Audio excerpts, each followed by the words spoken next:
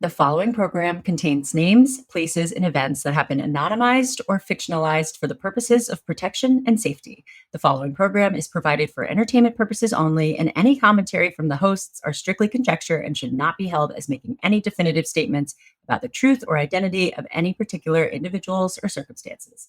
If you or a loved one are involved in an abusive relationship, please call the National Domestic Violence Hotline at 1-800-799-7233 for support.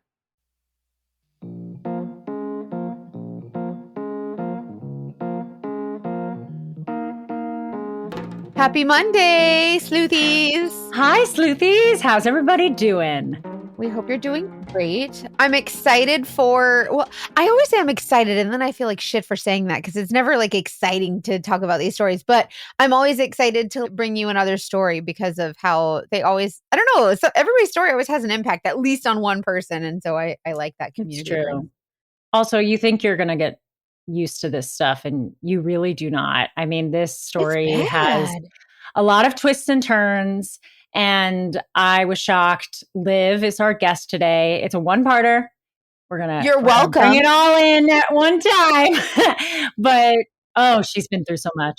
Yeah, you guys are going to love Olivia. There's a lot of warnings we want to give you. There's murder, death, drugs, financial and physical abuse. There's children involved and custody stuff. Yeah, custody battle. And, it's part of the story. So we don't want to cut it out, but we also try to warn you guys a little bit. Yeah, just prepare. Little uncomfy in those areas. She's just been through a lot. We'll pass it on to Liv, but really quickly, book club, our Patreon book club is going to meet on January 26th. The book was so good. I cannot wait. Oh, it's we read it in a day. It's called Little Secrets by Jennifer Hillier.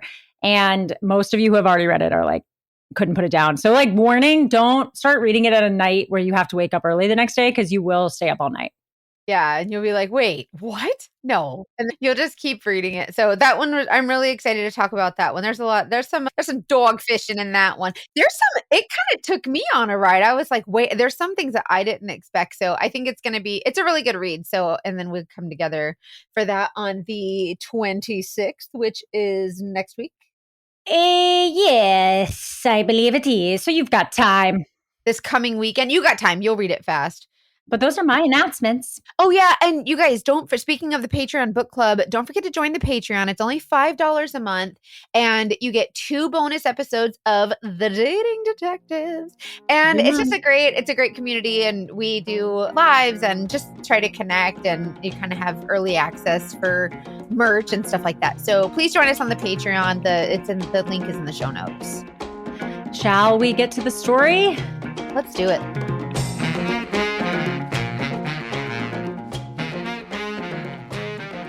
Olivia, take us away. Tell us your story. We're excited to hear Thanks for being here. Well, I don't know if excited is the right. Just tell us your story. Well, thank you very much for having me. Of course. Thank you. Okay. So at 25, I was in school doing part-time administration work at a college. And I had received a large trust fund from my late father's passing, as he unfortunately died in 2010 of homicide. Oh, I'm so sorry. That's terrible. Oh my God. Yeah. I had been in an in and off relationship for about 5 years with a man named Andrew, and he did end up becoming the father of our daughter. We both loved each other very much, but unfortunately, it was a very complicated relationship because he struggled with addiction. That's hard. Mm-hmm. That's hard enough. Just on its own, that's hard. Totally. And then add a child into the equation. It was just so much more difficult to deal with. So sadly, Andrew was murdered in 2017. Oh my God. I'm so sorry. What? Yes, thank you. I know, 2 murders, 1 lifetime. It is crazy. Murdered oh my God. With in the commission of another crime, or just yes. Oh my God, I'm so sorry. Wait, I'm so there's I just said oh my God 1,200 times because there's no words. Yeah, it was definitely very shocking. It was just devastating. How old was your child? She was little, luckily, so she wasn't able to really grasp necessarily what was happening and the fact that her dad had passed. So I'm grateful that she was small enough, but Yeah. at the same time you lose all those memories. So Yeah. I have to always communicate and share certain things with her so we're able to kind of keep his legacy alive. So she can kind of know him. Yeah. Yeah, like Yeah. he's a Oh, topic in our house every day. that must be Yeah. so hard. Oh, yeah, definitely. Like I tell people all the time, dealing with death is one thing, but having to deal with death and trying to explain it to a child, and then especially when it's involving a parent, That they it never is one even of got the, to know. yeah, it's one of the most excruciating pains you will ever experience because you just want to take it away from them, Oh. but you Right. can't, right? So, yeah, after Andrew's passing, I was the last person who had seen him before his death. And I really struggled with the guilt afterwards of believing that if I had done something differently or if I had let him stay longer at my home, then perhaps he wouldn't have gone to the store where he was murdered.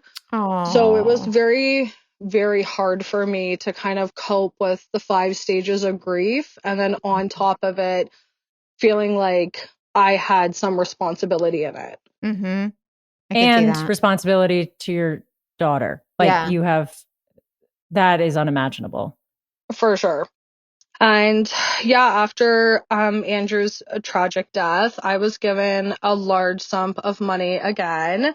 So that was helpful in many ways, obviously, with a little one and having to assist with moving and preparing ourselves for the next stages of our life. Mm-hmm. So yes, after he passed away, I had received a lump sum of money for myself and for my daughter. And with that money, I decided to relocate to Andrew's home, as obviously we were very devastated and it was very comforting being able to be in his place. There was a lot of memories despite the complications in the relationship and a lot of positive memories in the home. So it was definitely comforting in a sense. Mm-hmm. And we were kind of able to get a fresh start because so many people were asking questions and, it was the same town we lived in. So I just wanted to kind of start new. So you moved to he lived in a different town. He did, yes. Okay. Okay. And was your family nearby or his family, or were you So his on your family own? was nearby. I'm still very close to them today, luckily. So it was really nice to have their support, but I didn't have much of my family support as we're kind of dispersed all over. So that part was kind of hard not having constant support every single day, but as I mentioned, like being back into the house was comforting for myself and for my daughter. So I had been aware that Andrew was sometimes involved with kind of shady business. And a few things had been mentioned to me after his passing. So I had decided to look around the home to see if I could find anything. So after a few hours of searching the home, I ended up in our closet. And while I was looking on the floor, I noticed a pair of shoes. So I picked them up and they felt like quite heavy. And so I instantly became suspicious and I lifted up the insole of his shoe and I ended up finding $24,000. Like in cash? Yeah, in What cash. kind of shoes were What? these? Right? They were actually like shoe work boots. Oh Oh my, my I'm God. imagining like platform stilettos. That's all I can think that would be able to fit. Yes. Wow. I was very, very shocked. I definitely wondered like where it had came from, but at the same time, I was so grateful. I knew what a difference it would make in my life and our daughter's life. So I was very, very, very happy. Yeah, like I want to know where this came from, but also like don't ask no questions. Don't ask no I questions. know. Right? I I know. know. I Don't know. tell nobody. Don't ask no questions. Let's just nobody I knows. actually didn't tell anybody. I didn't share it with his family, his friends, even my family. I really took it as a sign that I was supposed to find it and that he would want my daughter and myself to have it. It's for the baby. The less I knew, the better it was. And Yeah. I just try to like think that it was something positive. Yeah. Maybe Right. he was saving it up from work. I'm not sure, but It was your birthday present. yeah, a little present after he passed. So that was kind of nice, and it made a big difference in our lives. How long after he passed did you find that? I want to say like 3 weeks. Okay. Okay. So pretty soon. Okay. Yeah, it was 3 weeks after his funeral. Yeah. Wait. Did you guys know I'm a private investigator? Of course you did. Did you also know that as a private investigator, I have learned how much of your information is out there all willy-nilly on the worldwide internet for anyone to see? And it is more information than you think. We are talking your name, your contact info, social security number, home address, information about your family members, people that you're associated with at work, and it's all being compiled by data brokers and sold online. So, like, have you ever been a victim of identity theft or harassed or stalked or anything like that? Anything where your privacy has been breached? Listen, let me tell you how much information is out there. So, data brokers sell this information online. They make a profit off of it. Your data is a hot commodity. So, anyone on the internet can buy your private details. I know you think, oh, not mine. I don't tell anybody. Yes, it is. Just trust me. I'm telling you, I'm a private investigator. I also exist publicly. I share my opinions online. I'm super hyper aware of safety and security. It is easier now than ever to find personal information. So it's all out there, all willy-nilly, and it has actual real consequences. That's why I personally recommend and use Delete Me. Delete Me is a subscription service that removes your personal info from hundreds of data brokers. And you basically sign up and provide Delete Me with exactly the information you want deleted, and their experts will take it from there. So they send you regular personalized privacy reports showing what info they found, where they found it, what they removed, and it's constantly working for you. So it's constantly monitoring and removing the personal information you don't want on the internet. Take control of your data and keep your private life private by signing up for Delete Me. Now at a special discount for our listeners. Today, get 20% off your Delete Me plan when you go to joindeleteme.com/datingdetectives and use promo code TDD at checkout. The only way to get 20% off is to go to joindeleteme.com/datingdetectives and enter code TDD at checkout. That's joindeleteme.com/datingdetectives, code TDD. After his passing, obviously a lot of people had reached out about the loss of Andrew, and one person in particular was Caleb. I didn't really know who Caleb was too well before the funeral. I just knew that he was a friend of Andrew's on social media. I saw like him commenting and liking some of our photos, and I assumed he was a childhood friend. Mm-hmm. So Caleb would often check in with me and my daughter. He was very kind and shared stories about Andrew and their teenage years. And we definitely became friends very quickly. Those conversations really helped me with my loss and my grief because I just began to confide in him more and more. And you had someone That got it, that understood it. yeah. Totally. And he had experienced loss as well in his life. So I really felt like heard, understood. And because he wasn't so close to my circle, I didn't feel any judgment because, of course, like Yep. when you're around your ex-partner or partner's family and you're like, I miss him so much and I love him. And people are like, that was my son or that's my brother. Like your grief is underneath us. Yep. It was very hard. And because we had complications in the relationship as well, I did get a little bit of judgment from family members. Mm-hmm. Oh, So it was nice having like a clean slate with somebody. I know what you're talking about though, when Totally. like you're like, how can I show grief when I'm talking to his mom or his whatever, Right. like, you know, and then it's like who Right. grieves him more. So I can see how that would be hard and why talking and the with him would make it complication of easier. a relationship that's not as clearly defined. Yeah. You know, you can't just be like, that was my son. You're like, that was the father of my child and I used to love them, Mhm. but I still love them. You know what I mean? It just complicates it. That's tough. Totally. So, like, yeah, after we had started to form a friendship with each other and I would confide in him, he would show acts of kindness. Like, he would send flowers or chocolates. He would buy small gifts for myself and for my daughter. And he would buy like the biggest teddy bears I had ever seen. They were bigger than my little one at the time. And I just thought, wow, like, here's this person who's being extremely thoughtful, very generous, and, was just reminding us that we have like a great support team behind us. So I didn't really think too much of it at the time. However, a little bit into our friendship, I had discovered through one of Andrew's mutual friends that Caleb and Andrew were actually arch enemies with each other growing up. What? No Wait, way. like when growing up? Like kindergarten or high school? No, like all throughout their teenage years, like into their early 20s. And Caleb had not mentioned this? Never, no. I think that would be something worth mentioning.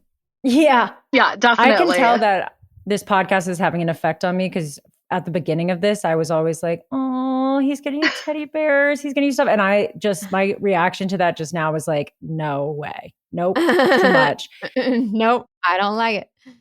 Apparently, it was so bad that they had even gotten into like several fistfights with each other. Okay. So they're not friends. So what gives? So what happens then? Right. So I had brought it up to him, and he had said that their relationship was obviously throughout their teenage years and early 20s, that, it was complicated, but their issues had been resolved for at least a few years. And that's why he attended his funeral. That's why they were friends on Facebook. So I thought, okay, fair enough. Like, when I look at my past, I've definitely had certain altercations with Sure, people, yeah. not physically, but verbally. And so I thought, you know what? Benefit Let of the the past doubt. be the past and move forward. Mm-hmm. Yeah. And you had a complicated relationship with him. So in a way, I could see you relating to him. Yeah. I did for sure. And so after maybe I want to say from the time that he passed up until the time that I began being friends with Caleb, it had been quite a few months since Andrew's passing, but it eventually turned romantic between myself and Caleb. Mm-hmm. That's common. So Caleb became like a form of comfort for me and my daughter. But at the same time, while I'm starting to experience these new emotions of being excited when he calls or being excited to The see him. butterflies. Yeah, like I was all of a sudden just flooded with the feeling of guilt and judgment and concern. How long had it been since he passed that you started the relationship with Caleb? It had been about 7 months. Okay, so that's it. You're at that time. You're like, you want that love. You're still human. Yeah, no, I know, but his family and his close friends, they definitely didn't see it as that. He had Sure. always spoken so highly of me despite our complicated relationship. Mm-hmm. And I truly believe that he thought that we were going to be together for the rest of our lives. So I felt like I was held to the standard with everybody. And even though I did love him and I did care about him so much, and his passing was so tragic, it devastated me and took a piece of my heart I will never get back. I still was very realistic about the issues that we had in our relationship and how I had felt that, the potential of finding somebody new was a very real thing for me. And I knew it was going to happen. I just didn't expect it to happen kind of so soon. Right. And you never know when that's going to happen. Like, No, you know what I mean? no, It's not so at all. hard. How could you ever know that? Right. And I feel like our interactions, Caleb and myself, were very genuine. I didn't feel like I was doing anything wrong. Like I'd mentioned, there was quite a lot of people reaching out to me to give their condolences or check in, males and females. So I didn't really suspect, that I was going to start feeling romantic emotions for them. Mm-hmm. Yeah. I think it's normal to bond in grief. Yeah. They say. Yeah. And Andrew's family had also counted on me for, support. And obviously my child was a huge part of kind of coping with their grief. Because that's a part of their boy. Yeah. And his only child, right? Mm-hmm. So that was difficult. So I decided that I was going to have to keep it very quiet. Mm. Obviously, I didn't know exactly where things were going to lead to, but I just knew You that didn't want to hurt them. no, I didn't want to hurt them at all. So keeping it quiet and being more reserved about everything. So we fast forward a few weeks and I had gotten Caleb some Christmas gifts because Christmas was approaching and he was very, very, very excited. And so before Christmas had come, he had mentioned to me on like several different occasions how badly he had wanted this gold cross pennant. And I thought, we're so new into our relationship. Like, he's been so wonderful to my daughter and to myself. Like, why not splurge and purchase this expensive piece of jewelry for him? So I think he was kind of anticipating that I was going to get that for him for Christmas. So when I told him Christmas Day, like, hey, I got a few gifts for you, I really want to exchange presents, he was so overly excited. He had actually showed up at my door on Christmas night and he had left his family's party to exchange gifts with me quickly. Oh, I love gifts. I love presents. Yeah. Did you feel like that was really cute, or did you clock it as like, you're really excited? I was really excited. I thought, wow, like Okay. this is just showing his commitment to me. Yeah, he wanted to be with you. Yeah, like I can only imagine his family being like, wait, where are you going? Like, what do you mean you're heading over there? So it definitely showed me that he wanted to be a part of it. And I was happy because it was my first Christmas without Andrew. His family didn't want to celebrate Christmas, so it was kind of like a dim and dark kind of day for me. So it definitely brightened it up quite a bit. Yeah. And it was actually an hour and a half drive for him to come and see me in Montreal. So that was another part to it. It wasn't like a quick, 15 minutes. So he had actually gotten me like a toaster and a t-shirt from his motorcycle club since he was in Oh, one. that's cute. Yeah, and like teddy bears and flowers and chocolates. And I just felt just so much happiness. Just so much happiness. It was nice after grieving for so long to just have something to look forward to and to know that I was thought of so much for him to go out and pick up all these things like a toaster. I mean, but sometimes that's like the best present. Was that something that you mentioned you needed and he was just like, "Oh, I got this," or did he just No, to be honest, he had stayed over for one night when I didn't have my daughter. And he was like, oh, I tried making breakfast, but you have the worst toaster I've ever that's seen. so cute. Like, So he's like, "Here's a new toaster." That's adorable. so he got me a new toaster. So I definitely appreciated it. And then he like quickly left. He was like, I got to go back to my family's Christmas. I'll see you later. wow. So I was like, okay, like, hi, bye. Oh, I thought he was going to spend the night. No, it was maybe like 20 minutes and that was it. He was out the door. And it takes hours to get there? Like an hour? Yeah. It was like an hour and a half drive. I understood because I come from a big Italian family and I could only imagine like Those families they're like, you got to be together. yeah. So I was like, no, what? You need to go celebrate with your family. They have Yeah. no idea what's going on. Like we were both keeping it quiet. So I understood. I didn't think it was such a big deal. So New Year's comes obviously after Christmas, and he had told me that he was unable to celebrate New Year's with me because his motorcycle club was throwing a very large party at the clubhouse. And obviously I couldn't attend with my child being so small. Right. And he was like, you know what? I'm going to call you at midnight. Made all these promises, made me feel super comfortable. And I didn't hear from him at 12 o'clock. No, Ooh, really? No, that's not so good. I don't like it. I was definitely disappointed. I had all these thoughts going through my Aw. mind because, again, like I'm just starting to see him. I don't, know the ins and outs of who he is or how he acts when he's being social. So I was definitely a little bit concerned, but then I was trying to be realistic and think to myself, like, okay, he's probably drank too much or he's having such a great time. Like maybe the service isn't working. I made every excuse in the book I'm to try to not impressed. be mad at him. Mhm. After what you've been through, I'd be worried about, is he okay? Yeah. Well, that's another aspect is that I did have a lot of anxiety with many things. And so I just knew he would be smart enough not to drink and drive. But he did end up messaging me the next day saying that he drank so much and he just wasn't able to call or message. Okay. That's Yeah. attractive. I don't like it. I don't like it.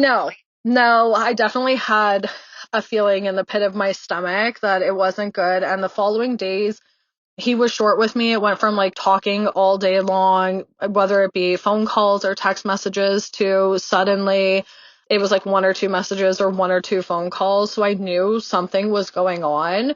Okay, so gut instinct in that moment, what is going on? I had really thought that he had hooked up with somebody possibly on New Year's. Like that was my first thought. Okay. Yeah. And he was like feeling guilty and pushing you away kind of thing. Yeah, but then like all the effort he was making and all the things that he was doing, Didn't I was make like, sense. there's no way. Like he knows what I've been through. Like Right. I'm just being silly. Like, you know, sometimes throughout relationships you get a little toxic yourself. So I'm like, maybe I'm Sure. overreacting. But always trust your gut instinct. Your Trust your femtuition. femtuition, baby. So after New Year's, I began to look on Instagram to see if I could find any posts from Caleb on New Year's. That's our type of girl. I know. I You did a gotta deep look. dive. I like it. Yeah. So I had been looking around on Instagram trying to find some things. And I had found like a few photos of him celebrating New Year's, but nothing that was concerning or out of the norm. And eventually I end up finding a photo of a girl's post, and on the back of her bedroom wall was framed photos of her and Caleb. Oh no, he got a What? girlfriend. Yeah. Who is this girl? Well, I didn't know at the time. I had recognized her from like obviously his social media, but I didn't know necessarily who she was or her relations to him. I just knew she had a picture of my boyfriend, several pictures hanging on her bedroom wall. That better be her brother. Right? So I began looking through comments on his pictures and really like checking every like. Yeah. I went a little delulu. Well, I would have too. I want to know. No, we don't think you did. We're right there with you. It's not called Delulu. It's called due diligence. It's called research. Well, and I had just lost Andrew, and the thought of being heartbroken again was so worrisome to me that I just wanted to protect myself. So unfortunately, I ended up finding out that there was 3 other girls that had posts, all the same gifts that he had gotten me for Christmas on their social media platforms. They got toasters too? Yeah. What? So we're talking the same teddy bears, the same orchid flowers, like everything to a T, the same t-shirt. He bought 4 of each. He did. He got it in bulk. He went to Costco. Wait, so all these people were posting it too? And was he like commenting on it or tagged in it? Did he have any kind of stealth? No, he wasn't tagged. He liked everything and he didn't make any comments. I ended up finding out that some of the girls were in actual relationships and some of them were single. Wait, in relationships with him? No, like with somebody Other else. people. Yeah. Oh my God. Mm-hmm. I was just devastated, obviously. I felt like this whirlwind of emotions just once again come over me where I was like, how could I have done this to myself? Like, you know, oh my goodness, like this is not good. How could I be so dumb? Like, how could I not see this? Right. So I decided obviously to confront him. And he had said like the one girl that he was in the photos with, she and him had been in a relationship and he had actually ended it before he had gotten involved with me. So she must have not have taken the photos down off of the wall. Mm-hmm. And I thought, okay, like that kind of makes sense. Like if they did split up, you know, sometimes people just want to hold on to things. So I thought, okay, no biggie. But I was a little bit agitated that he was obviously with her at New Year's. So I felt super uncomfortable. And then he had been honest and said, listen, like I was seeing the 3 other girls on and off. You and I were not in a committed relationship at the time. Like we weren't official. Like I didn't want to come forward and be open and honest with Andrew's family. I didn't want to post it on Facebook or Instagram because I was trying to protect those I loved. And your daughter's involved. Like there's so many reasons to take it slow. And Right. Right. I don't know. know. So I obviously decided to stop talking to him because I knew deep down that it was a bad decision and I just couldn't go through with it. So we did stop talking for about 2 months roughly.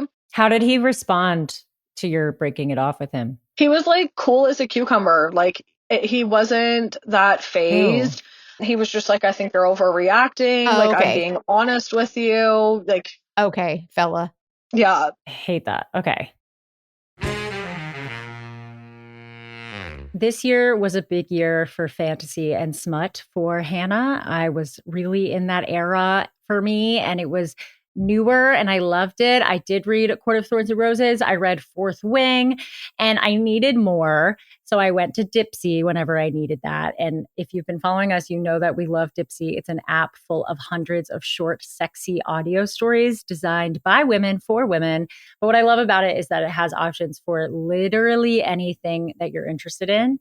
It brings scenarios to life with like very immersive soundscapes, and the characters are realistic. They're not cringe. I promise. I am so like immediately turned off if it's cringy, and it wasn't. I was shocked. And the stories can be about a second chance romance, maybe a vacation fling, maybe you want 3 people involved, maybe you want more than that involved. I don't know. You do you and Dipsy. It's just for you guys. I'm not there. And there's also fantasy stuff. So you can get vampires, you can get Greek gods, you can get the fairy smut that you love. Just explore the bounds of your pleasure. And you never get bored because they release new content every week. So in between your favorite stories or new ones, there's always something. And I love also they update stories with similar characters and the same characters. So you can like follow along. You think you have a parasocial relationship with us, just wait till you get on Dipsy. But the nice thing is that I'm joking, but I really do think that getting in touch with yourself, your own desires, and your own body is so important for confidence and wellness. And Dipsy is a really cool way to do that. That's created by women like us. So they also have sleep stories and wellness sessions and stuff you can do with a partner. You can listen to with a partner. I love they have like guided breath stuff, self-touch lessons. It's like crazy. It's so good. So Dipsy can be your go-to place to spice up your me time and explore your fantasies. So for listeners of the show, Dipsy's offering an extended 30-day free trial when you go to dipsystories.com/TDD. That's 30 days of full access for free. So you kind of don't have a choice. Like you don't have an excuse. Like why wouldn't you do that? When you go to DIPSEA stories.com/TDD, dipsystories.com/TDD, and have fun. Wink, wink. So 2 months later, we were both attending the same event, and he knew I was going to be there, and he had purchased a large bouquet of flowers and had a whole apology prepared for me. Of course he did. So I did end up forgiving him, and he had asked me to spend Valentine's Day together. He said that he had deleted the girls off of his social media and that he had no plans on having any conversations with them. So I said, okay, I will spend Valentine's Day with you. Let's do this. Let's move forward. So his excuse was, well, we weren't official or we weren't whatever, like we weren't whatever. But now he's setting an expectation like, okay, they're gone now. Right. And like he was fully committed to me at that point. Like he said, like we are officially together. We're not going to have any confusion here. Yeah, the confusion is gone. Okay. Right. Typical man, overlap of communication. Like I could make that excuse. Right. Unfortunately. So yeah, 2 months later, I end up getting a pregnancy test and missed a period and found out I was actually expecting. Wow. Oh, wow. It was quite the surprise. And how long had you guys been together at that point? It had been just under a year. Okay. Wow. And you've been with this guy like a couple months on and off. Yeah, we were just approaching the 1 year mark and I was shocked. I was obviously not planning on having a baby. The first thought that went through my head was, oh my goodness, like how is Andrew's family going to cope and deal with this news. They're going to be sad and be like, how could you replace him so quickly? Blah, blah, blah. Definitely. And I even felt that way myself. Like, it was way too soon, way too quick. Aw. And I wasn't in the right state of mind either. Like, I was still dealing so much with grief despite being with Caleb. So you felt guilty. I did, 100% I did. But I had had a conversation with Caleb and he was very happy. He did not want me to abort the baby, and I didn't want to either because I had just experienced a loss with Andrew, and it was very difficult for me. And Andrew and I had always talked about having a boy, and in my heart, I just knew I was going to have a son. And I knew that Andrew was going to send me a little boy. So I had all these thoughts and emotions running through my head. And at the time, Caleb and I were living in separate houses. So I was in Montreal and he was out of town. And I was thinking, like, how is all of this going to work? But we're going to have to plan, obviously, to move in with each other after the baby's born. So that was kind of my thought process on everything. And around, like, I want to say 4 months of being pregnant, I had traveled to his house and I ended up finding sex toys in his closet. No. And I was obviously very shocked. Wait, like what was shocking about sex toys? We had never used them. Were they not yours? No, we had never used them. Oh, they were like couples toys? Yes. Oh, okay, yes. okay.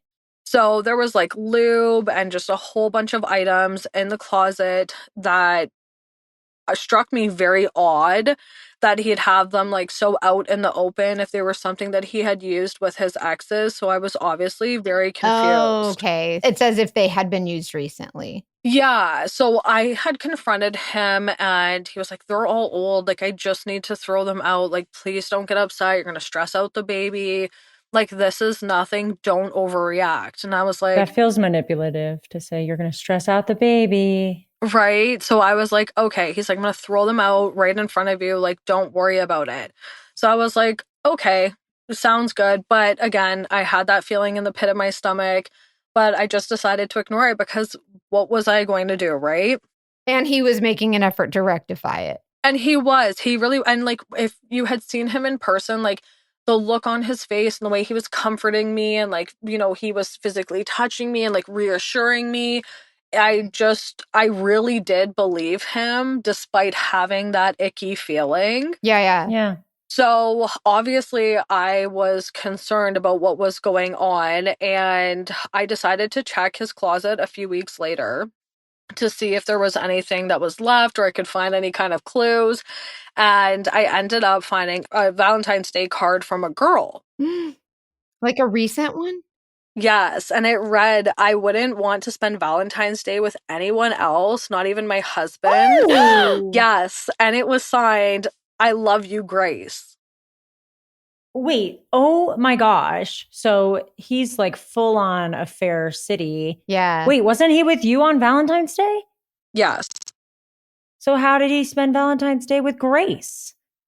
My assumption is that he must have celebrated Valentine's Day with me and then it either happened that night or the day after. Maybe they made their own because she had to be with her husband. So they probably did like a February 16th or something and made their own Valentine's. Right, definitely. That's horrid.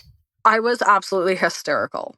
Like, absolutely hysterical. It wasn't even pregnancy, emotions. I just was beside myself. And I'm thinking, oh my goodness, like you said, when did this happen? Who is she? She has a husband. Like, what do you mean? So I instantly took the card and I confronted Caleb immediately. And I was like, what is this? And he's like, I broke things off with her. She's an ex-girlfriend. There was actually more girls that I was talking to prior to being with you. So like add her into the group. And I was like, oh my goodness. We're just grandfathering these girls into this Yes. like, you know what I mean? Right? He's like, what's one or two more? What's one or two more? It's fine. So he had said because she had a husband and because things were complicated, he didn't want to pursue anything. So she was kind of still holding on to, I guess, the hopes that they would be together. But because she didn't have him on social media and they had no contact, she didn't know that he was moving on and he was happy. So like this was just a one-off and she had mailed it to the house. Why didn't he throw it out then? Why didn't he Right. tell you about it then? If my boyfriend gets a card from an ex, I'd like him to let me know, you know? But they did spend didn't it say they spent Valentine's Day together? Yes. And I had asked him, he denied. He was like, no, I was with you Valentine's Day. There was no way. So, of course, my mind is all over the place. I'm thinking, okay, what time did he leave my house? Looking at text messages. And now you're counting backwards the timeline. And when I had looked back at our call log and text messages, there was like a 5-hour period that I hadn't heard from him or talked to him. And you were like, that's got to be it. So I was obviously just like, okay, he had to have been with her. Like, who just sends a card like that to an ex-boyfriend? Nobody. And it had been months. It had been months, right? So I definitely found that highly suspicious. And I was like, I don't want to do this anymore. Like 100%. In my head, I was just like, I can't. There's red flags going off. There has been red flags going off. But here I am, pregnant with a baby. I have my daughter who has now met him, been around him. Did they get along? They did. They really did. They were awesome with each other. And I think that he brought her a lot of comfort because, as I had mentioned, she wasn't able to really grasp what was going on. And he would sing like Little Mermaid with her and again, just like paint her nails and hang out. Like he was so sweet with her. That would piss me off knowing that he's lying to you. Like, oh, I know, because he's lying to both of you. Mm-hmm. I know. It was just devastating. And I'm thinking, well, what am I going to do now, though? Because Andrew's family knows that I'm pregnant. Everybody knows that I'm pregnant. And there was a lot of people that were supportive of me moving on. Mm-hmm. And then there was a lot of people who weren't supportive of me moving on. And I'm thinking, I'm going to prove everybody right now if I end things here. So I decided to swallow my pride and just continue to move forward because it felt like it was the only option I had at the time. Yep. And you felt like you'd feel like a failure probably, I imagine. Yeah. Like I'm thinking, like, what does Andrew think of me at this point? Like it was a lot. And I think a lot of people, when they set the narrative of the whole situation, they think like, oh, well, her partner passed away. She moved on. She got pregnant. And I was still, even in the happiest moments of my relationship, I was still in so much grief. Like I used to spray Andrew's sweater with his cologne and dance in the living room to our song when no one was there. Like I was just devastated. So I didn't want to prove everybody right.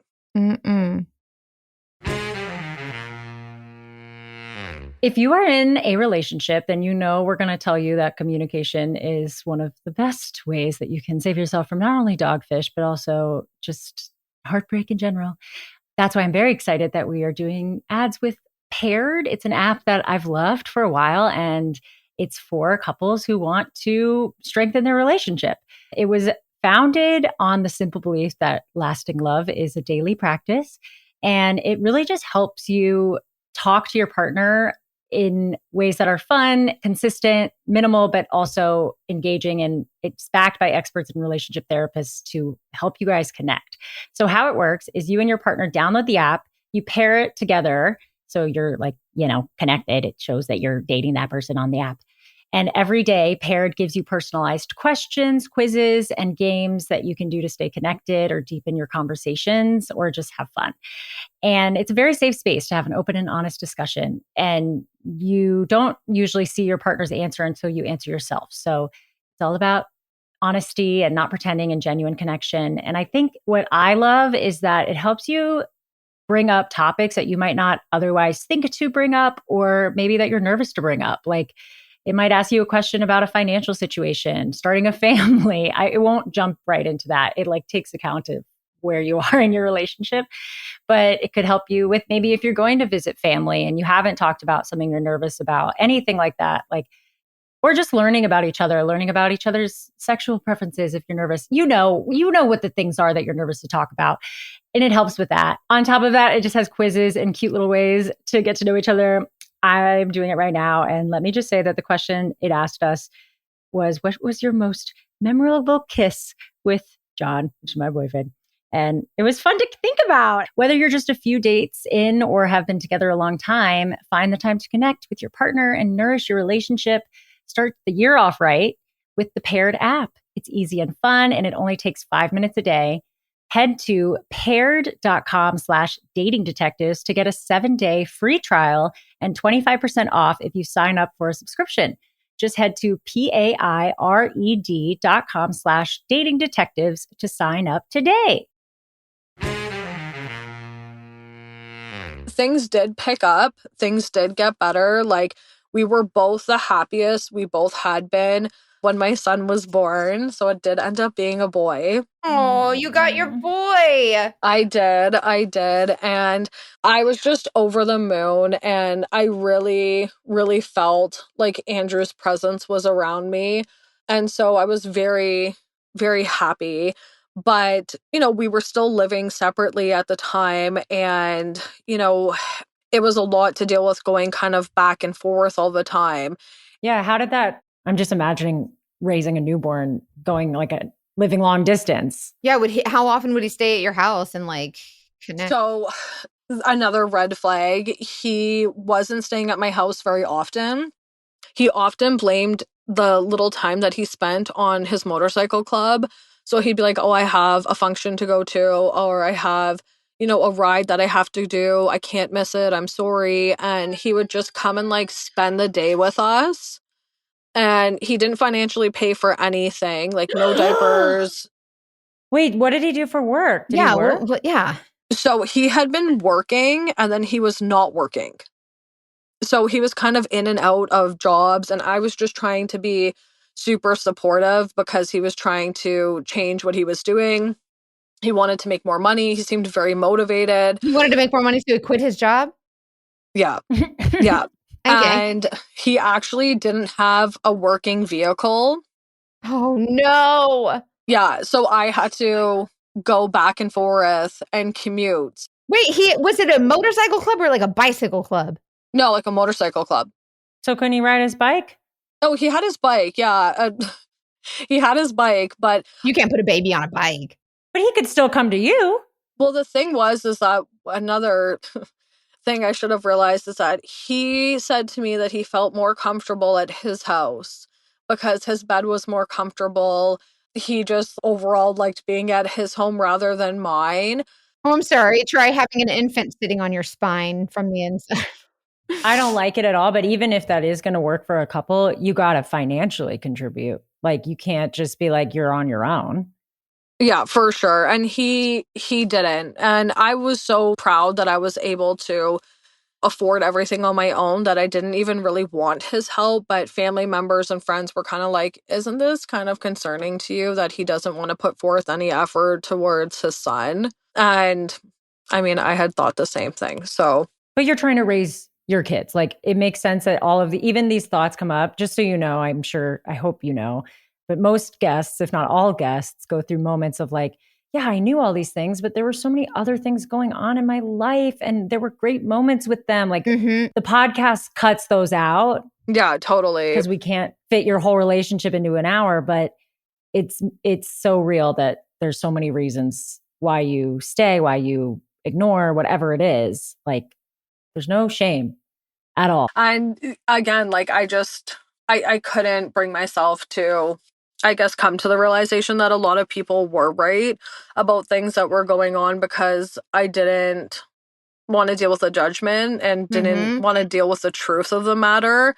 So I just wanted to kind of be oblivious in this like happy stage I was in, being a new mom again, new life, new relationship. So I just kind of ignored all the red flags that were going off.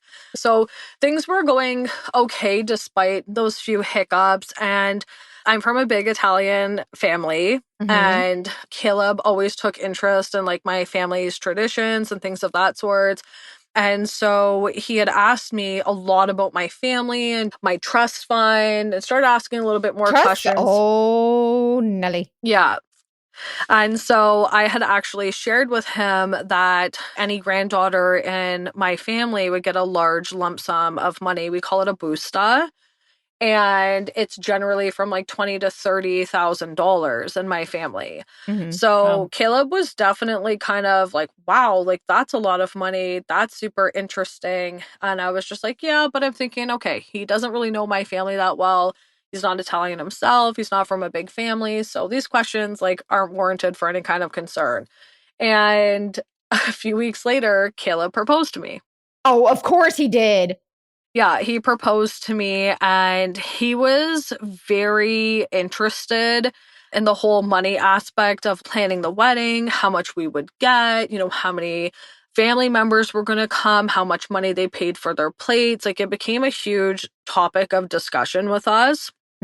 And again, we weren't living together at the time, and I'm raising our son separately from him. So I was in a more better financial situation than he was. And I think he always knew that deep down.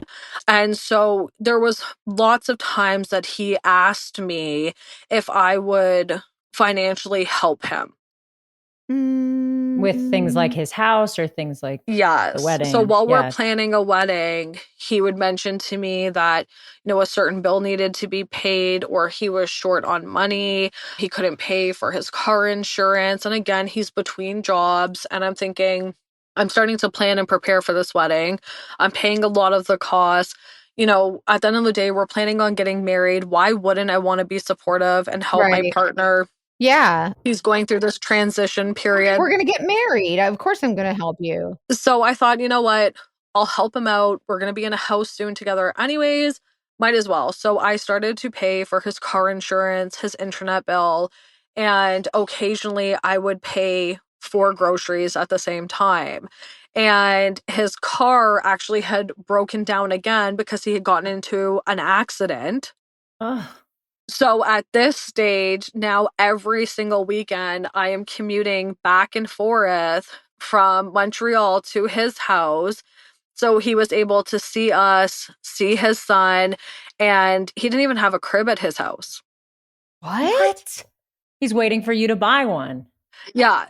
So I'm in Montreal, he's in Ormstown, and I have to take a bus and a train every weekend to be able to see him. With the babies? With the baby and my daughter.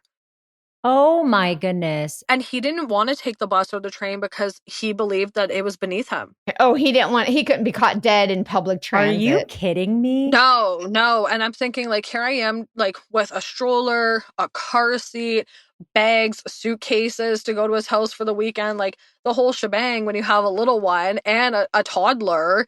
And I'm thinking it would just be so much easier if you could just come to my house, and he just didn't want to. So that was very difficult. And, from the time that my son was born until I moved in with him, everything started to kind of go downhill. Like he started to manipulate me into paying, $700 of his bills per month. And if I asked him for assistance with something for our sons, like clothes, or if I wanted to get him an exerciser, he wasn't able to assist me in anything. He made a lot of excuses. And you're feeling you're just kind of treading water in a way, I was totally treading water, and I thought to myself, you know what? Like he had shared with me in private discussions that he hadn't really come from a wholesome family. I'm thinking, he was a child of divorce. Like maybe he doesn't know how to function as a unit. And I was trying to make excuses for him, but at the same time, I really did believe that there was like an underlining issue, and I knew he loved me. I knew he loved our son and my daughter, but that effort just wasn't being put forth. And I was so confused why I was doing everything. And I really started to take a downslide with my friends and family because people were not happy with his behavior, the lack of effort. They saw me struggling, and I was very overwhelmed. And even at one point, Andrew's family had started to kind of turn away from me temporarily because they were like, we're not happy that you're doing this to yourself. Like there are causes for concern. Did they know that he just wasn't good? Everybody had told me, like my nonno, which is my grandfather, my siblings, like everybody had told me we don't have a good feeling about him. Oh, that's hard to hear.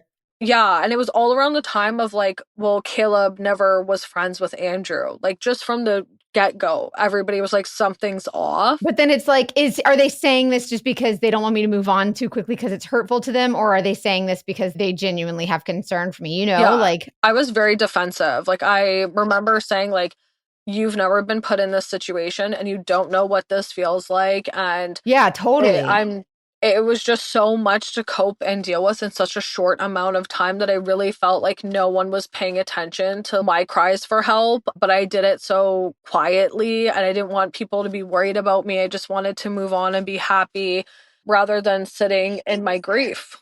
And it just got worse. Unfortunately, Caleb's dad ended up passing away in the house that we were going to move into. Aww. And I will never forget hearing Caleb cry for his dad, like just saying dad.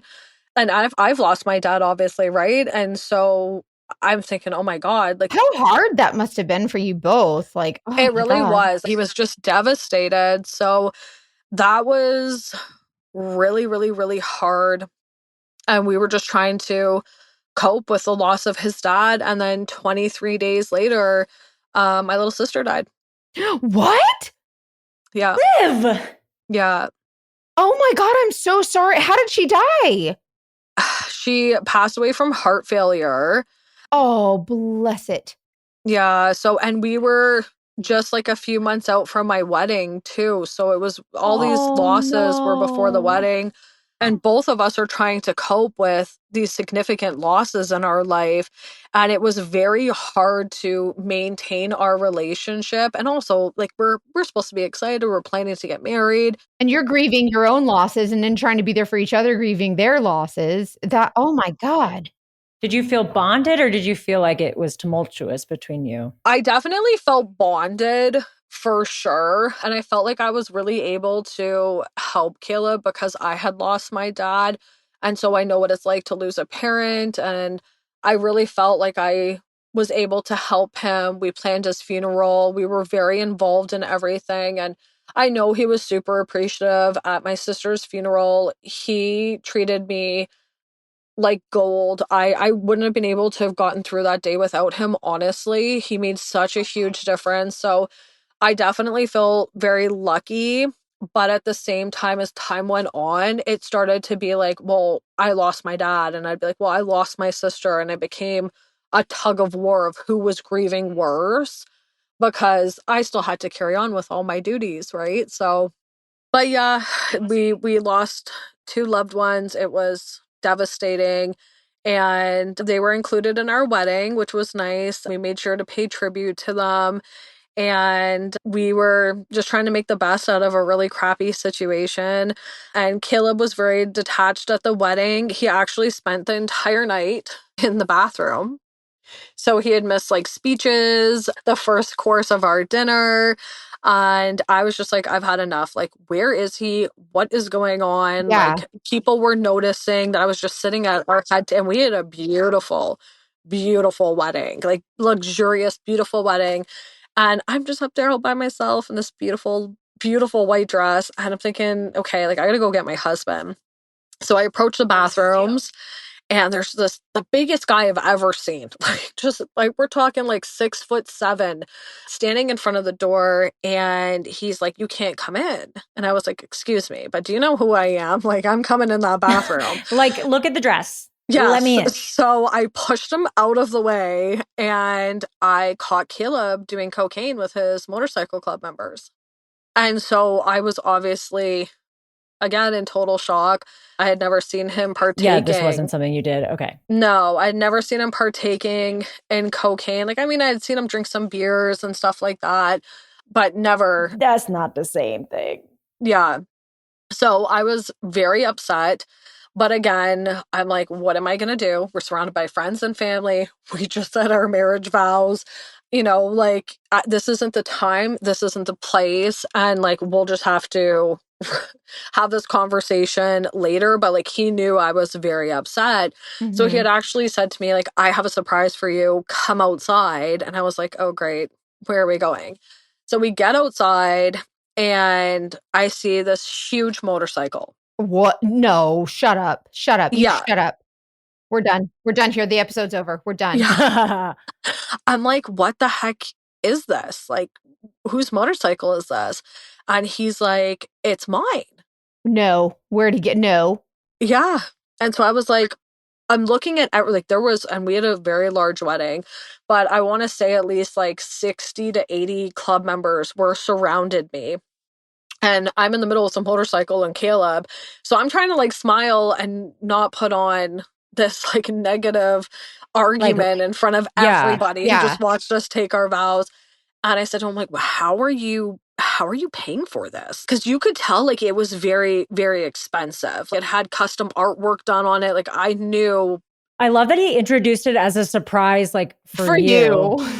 I know. I mean, you could have gotten me like a sports car. No, it's something for him. Or like some lingerie. That's what you should, you know what I mean? Yeah. So he had said to me, I thought we would just use the money that your family's giving us for the wedding. I'm sorry, what? Wait, so who's paying for the wedding that you're currently at, sir? Yeah. So keep in mind, I had paid for a majority of the wedding. My family had contributed to it. And then they also were giving us this booster. So he's like, yeah, I bought it from one of my friends. Like, I'm going to need to pay him within the next week or two. Yeah. Nope. Yeah. Nope. So I was angry. Whew, between the drugs, the motorcycle, his behavior that night. Like, I honestly, we had our first dance and that was it. I don't even remember dancing with him, celebrating. Like, I was just so angry. And when we got back to our hotel room, you know, like I've always believed in the tradition. I'm Catholic. Like you sleep with your spouse on your wedding night. You celebrate. And he refused to sleep with me. Instead, he wanted to count the hundreds of envelopes from our wedding for the money that we both received. That's disgusting. No. And I was devastated. I just remember sitting on the foot of the bed, like, because you want to spend time with your new husband and he wants to know how much money y'all got. I was just thinking, like, is he even going to stay in the room tonight? Is he going to go out and like frolic with everybody? Like, this can't be happening. No way. So he had actually opened up one of the envelopes, and it happened to be one of the envelopes were my grandparents, my nono and nonna, and they had written a note saying that they were only giving Caleb and I $10,000 that night, and that they would give us, the separate $20,000 at another time. And yeah, my grandfather, like my nono, decided very early on in our relationship that he wasn't a huge fan of Caleb. Well, everybody wasn't. Yeah, he saw his red flags. So I knew in that moment that obviously he had reservations when it came to like the financial aspect of our relationship, and he wanted to be protective.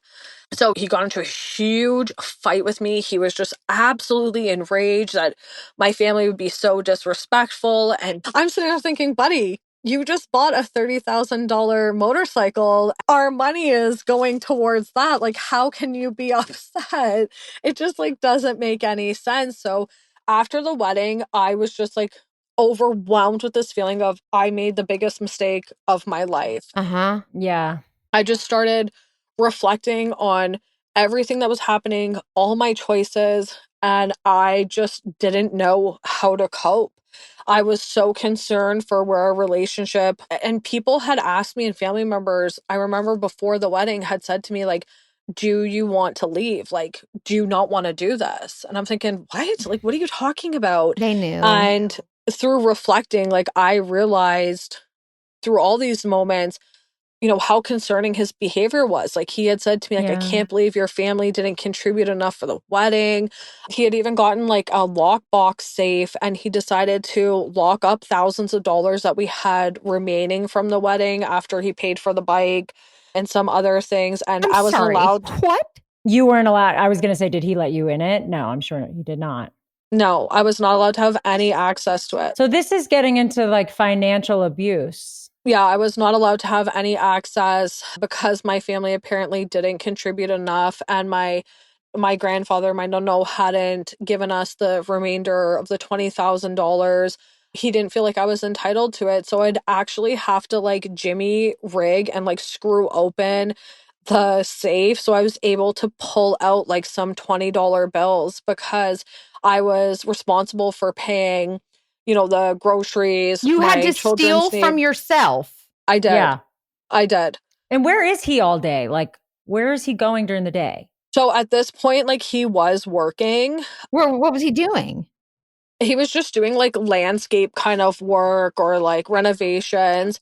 So I was home and again, I'm paying for so many bills and necessities for the home. And he was just contributing towards our rent at the time. And it wasn't even very much, to be honest. And I was just like, this is terrible that I'm literally having to Yeah. do this in my own home. I don't have Yeah. access to the money. It was always a tug of war fight between the both of us of who was paying more, who's contributing more. He goes to work, he's tired. It quickly just worsened over time with Caleb. And we had actually gotten into a really bad argument with each other over money like 2 weeks after our wedding, and he grabbed me by the back of my head and had actually thrusted me forward and smashed my face off the dashboard. What? Yeah, and by the grace of God, I actually was not that hurt. Like I thought for sure my nose was probably broken. And I Oh, just I'm so remember in the sorry. moment, yeah, like just being like, what do what do I do? Like Was that the I first couldn't. time he had ever physically It was abused the you? first time, yeah, he had ever put his hands on me, and I look back and think to myself, like, what could I have done differently? And you try to meddle with yourself, and I'm Yeah, like, there's yeah. nothing I could have done. I was being as respectful as I could while having an argument about money, and he's screaming in my face, and I No, did not and deserve to be treated that way. So that was devastating. I instantly thought, like, how do I get an annulment? What do I do? How do I buy myself some time, save up some money now that he's taken everything from me? I didn't want to go to my family because, again, like here I am meeting somebody after Andrew's passing, having a baby, getting married, and then not even 2 weeks later saying to everybody, I made a huge mistake. He's physically Yes. assaulted me now. What I need to leave. Like, I just knew the shame that it would bring, especially being in an Italian family. They take your name so seriously, Mm-hmm. and I didn't want to bring that shame to my family, you've so the I stayed isolation is so quiet. sad. Yeah. Like, I, it's been interesting hearing you talk about the ways many people throughout this story have criticized or judged you in a way that if they were worried about your well-being, they made it worse in a way by yeah, Mm-hmm. pushing you away. it was really hard. My sister was the only person who was very supportive, but even throughout the time, it was difficult for her to stand by my side and answer my phone calls because it went from being phone calls of like happy and like updating her about my day and just having sister chats to now every time she answers the phone, she's scared that I'm hurt, I'm in a fight, or something bad has happened. She said every time her phone rang at night, she would just feel sick to her stomach and be scared like something was seriously wrong because we started to see right after the wedding within 2 weeks a lot of aggression come out of him, a lot of arguments, and I was just so emotional. Again, I'm still battling the loss of losing my little sister. He's dealing with the loss of his dad, and even in those moments, I was trying so hard not to make excuses for him, Sure. but there was times where it came through my mind of, he had just lost his dad, like maybe he's just not coping well, maybe he needs to go on antidepressants, like Mm-hmm. Yeah, this isn't him. This is just temporary. yeah, and he had been, despite all the red flags, we keep looking back at all the positive moments rather than the negative moments. So I wasn't being realistic. And 2 weeks after our wedding, Caleb got into a near death car accident. My Oh my goodness. God. On his motorcycle, on his new motorcycle? No, in his truck. I don't know how he had survived truly. He had a brain bleed, broken bones, a broken hip, like just a Oh no. whole bunch of things. He Wow. couldn't walk, he couldn't function, use the washroom. And so I'm like, oh my goodness. Despite everything that had just gone on, I'm thinking, I need to be supportive of my husband. Like, Yeah. again, I almost just lost somebody that I care about and that I love. Yep. I have to just be here for him. And this was during COVID. So a lot of surgeries were delayed at the time. Mm-hmm. So you're full on caretaker, I imagine. Yeah. So Caleb had to come home. Again, couldn't properly walk and function. So I had to not only take care of the children, the house, animals, but I also had to take care of him, assist him with showering, going to the washroom, everything. I just fully deep dived into being a wife, and he would essentially just watch movies all day in bed. He became very miserable during his recovery, very, very verbally abusive with me, just constant put downs. He didn't want to spend any time with myself and the kids. So that was extremely challenging because I'm feeling like I'm getting nothing out of this even more. Yeah. And he wasn't able to work. So again, here I am financially paying for everything. Well, he literally still had at the time, because again, it had only been 2 weeks, all this money put away and hiding in the safe, but I couldn't have any access to it after his accident. So it was very difficult. Very, very, very difficult after his accident. And I hadn't been intimate with him since before the wedding. What? Yeah. So his recovery was like roughly 5 months, and we were not physical with each other. So there's like basically no connection other than you being everything to him. And paying Yeah. his bills. And paying the bills. So I was frustrated when I knew it was not only just affecting me, but now it was affecting the kids. But again, like now there's COVID. No one's really moving. There's all these restrictions that are going on in Montreal. Like what do Where I can do? you go? How is my family going to react to I'm leaving my husband who just had a near death experience? As much as they disliked Caleb, You're going to look like the most insensitive person in the world. yeah, there was no winning. I was stuck with him. I was stuck with him, and at the time I had no vehicle. We only had his. So I had spent so much money of my own money on our wedding, and I knew I was just going to have to cope and deal with my situation. And, he was on his phone a lot. Obviously, he, was bedbound, but he was always on his phone, and I just felt so uncomfortable with the fact that he didn't want to spend any family time. We weren't having any kind of physical relations with each other. And He was I just just somewhere decided else. I need to look through his phone and figure out what's going on. So I end up coming across a porn site, and he was just like, yeah, listen, like it's spam, like don't worry about it. And I was just like, I don't understand. Like, you don't want to be physical with me, but You're watching porn. you're watching things on a porn site. Like, it's just not making sense. And I have needs as a person as well, and they're not being met. You're not even making any effort. Like, even in regards to giving me a kiss, I would have to pull teeth to get that. Oh, And it no. was very difficult, and he was very dismissive. I just knew something was off, something was not right. And a few months later, he just started to act very differently. I got into more fights with him. We were having no sexual relations with each other. It honestly seemed like I was just a ghost that walked around the house. Like, he did not care about me in any sense or Oh, no. form. Wow. Okay. Not even as a mother to the kids. Like, I was Oh. essentially You guys are nothing. roommates. Exactly. Yes. So, yeah, one day before Christmas, he decided he was going to go Christmas shopping. And at this point, like, he was somewhat mobile and moving. And I said, okay, no worries. I'm thinking, like, this is nice. Maybe he's going to go out and buy us a whole bunch of stuff. Like, he's going to try to be a better person for Christmas. Like, I'm just grasping at straws at this point. Don't kill And me.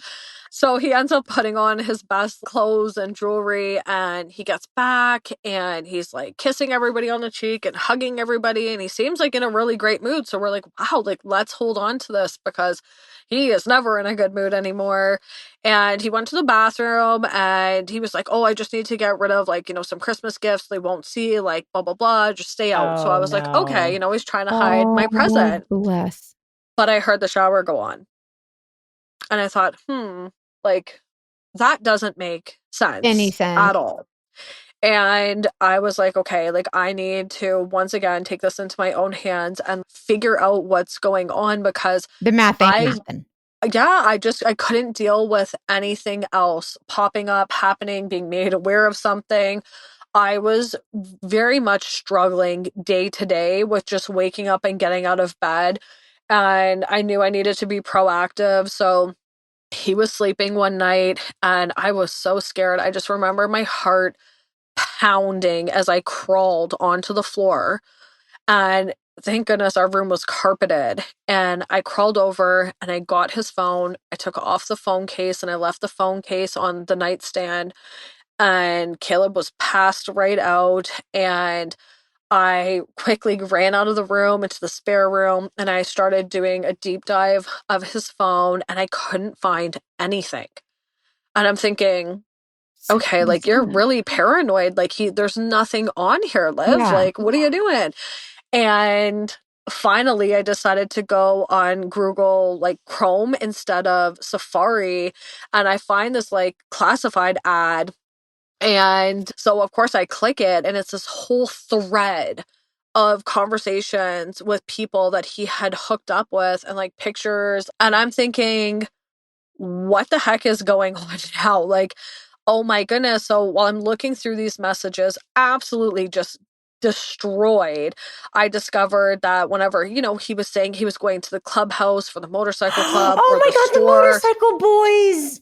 Yeah, he was actually seeing this woman down the street from me for months. So I ended up finding these messages. Not only do I see, like, again, that he's looking at porn, that he's engaging in these odd conversations, but yeah, he was talking to a woman. And wait, on what? Do you remember what he was talking to her? Like what on? app or whatever? It was, I forget what it was called, to be honest, but it was something weird. Yeah. And it literally opened up all of their messages. I had all the information. She was 21 years old and she lived right down the street from us. Oh no. So oh my God. I just remember like my ears starting to ring and getting extremely hot and the room started to spin. Like I was just like, this can't be happening. Like I had no understanding or even thought that, that he would go outside of our marriage and partake in cheating on me physically while I've been caring for him, paying for everything. I just was like, this can't be happening. It was just devastating. And he was romantically involved with this woman. And he was saying, he couldn't stop thinking about her, that he was saving himself like sexually for her. So here I am, like not having any engagement with my husband. And he's just like holding on to it for another woman. So she actually lived with her parents. Yeah, she lived with her parents. And so Caleb would actually need to sneak into her home. Wait, how old was Caleb at this point? How old are you guys? So Caleb at that time was 39. Oh, so he was a lot older than you.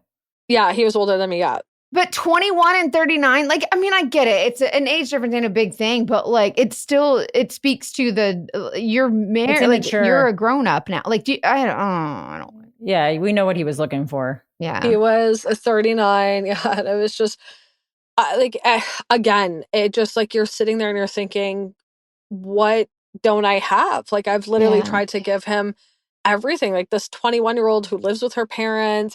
I just I don't understand. All I've ever tried to do is be a good wife and being a loving mother. I've put so much on the line for this guy and I just couldn't understand. It was absolutely devastating. So I obviously decided to confront him. Did you wake his ass up out of a dead sleep? What did we do? Oh, I did. I was so angry. He was sleeping peacefully. I whipped the phone at him and I was hysterical. Like I meant business. I had no fear of what he would do to me. I was more scared of what I would do to him. And yeah, he just said, this is a robotic system. This isn't a real person. These messages, like this is just some things that guys can do. It's a like robot? AI? Yeah. Like, just kidding, like playing with Barbie dolls, kind of? Like, yeah. It's just this like weird like ChatGPT sexual chat site that I was not aware of. Like I saw the pictures sent on both ends. Like I was well aware and I knew there was no manipulating me. I was well aware. At that point, I was just so done. And he begged me for, forgiveness. He pleaded with me. And again, this is during COVID. So I really didn't have the choice to go and stay with family, Where are you going to to go? move Yep. out. I had no choice. Yeah, but to stay. I just became this like shell of a human being at this point. Like I was just like, what have I done? I was so angry with myself. And I remember just praying to Andrew and being like, oh my God, Oh. like, please help me. Like, please don't hate me. I just felt so much. It was just, I felt so embarrassed. I felt just like Yeah. I'd done something so wrong. I can imagine that. So, I was just like, okay, I'm going to have to figure out what I do from here. And I actually messaged and reached out to the 21-year-old that he was speaking to. And after him and I kind of were like, okay, like I'm going to stay. Cause again, I didn't want him to know what I was doing. I wanted to make sure I had my financial situation Mm-hmm. set up. I was trying to save money and I was sleeping in a different room. And when I found out that he was still in contact with her, and I'm trying to make this effort to put on a good face in front of the kids and to him and collect myself, I was just like, what a piece of shit. Like, Yeah. I can't believe it. And she told me, like, he's planning on leaving you. And I was like, he's planning on leaving me? Ah! With what funds, sir? Yeah. And at this point, I had spent a large sum of money on this man. Like, we're talking like a lot of money I had spent. And I'm walking away potentially from this relationship in shambles with any money in my pocket. He just literally took everything I had emotionally, mentally, physically, Mm.